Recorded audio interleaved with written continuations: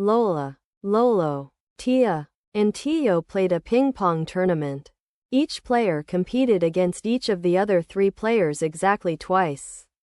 So each player played 6 matches, using 1 for a win and 0 for a loss.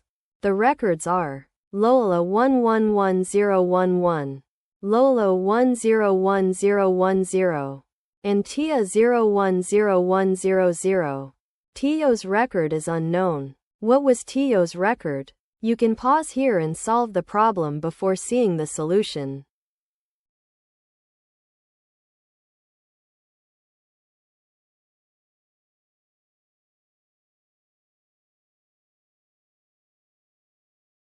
Here is the key idea.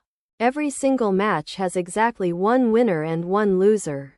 So the total number of wins across all players must equal the total number of matches played. Let's count the matches. There are 4 players.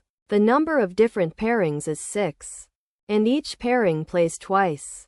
So there are 6 times 2, which is 12 matches. That means there are 12 total wins to share among the 4 players. Now count the wins we already know.